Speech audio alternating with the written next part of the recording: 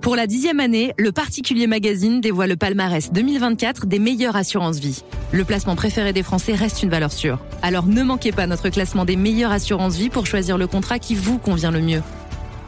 En kiosque pour seulement 5,30 € et en ligne sur boutique.leparticulier.lefigaro.fr.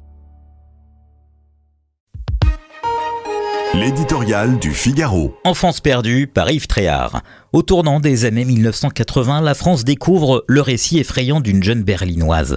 Moi, Christiane F., 13 ans, droguée, prostituée, best-seller devenu film, raconte la descente aux enfers de cette adolescente. Mais aussi les dérives d'une époque alors encore incrédule, prémisse d'un avenir sombre.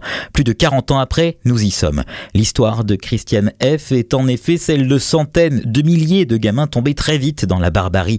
Ils n'ont peur de rien, ni rien à perdre. Ils violent, volent, tuent, trafiquent. Ils n'ont souvent connu que cela.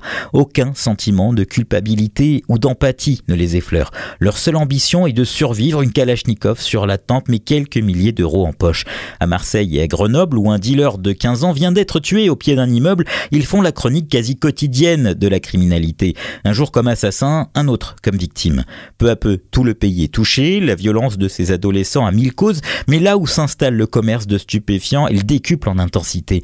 Au constat d'ensauvagement de la société, dressé il y a peu, a succédé celui de décivilisation. Face à elle, la justice est débordée. Les centres éducatifs fermés sont dépassés. Les quartiers pour mineurs des prisons poussent les murs. En moins de 7 ans, le nombre de condamnés a augmenté de 56%. La violence chez les jeunes n'est pas un miroir de notre société, mais de notre déni, affirme le pédopsychiatre Maurice Berger. Sous l'emprise de l'idéologie de l'excuse sociale, la France paye des décennies de faiblesse, incapable de réponses politiques et pénales à la hauteur du fléau. Elle se perd dans des débats stériles. La polémique sur la réforme de l'excuse de minorité revient comme un disque rayé, celle sur la responsabilité des parents lorsqu'ils sont encore présents aussi. Le mot sanction est banni comme s'il empêchait la prévention pour laquelle d'énormes moyens en vain ont toujours été consacrés.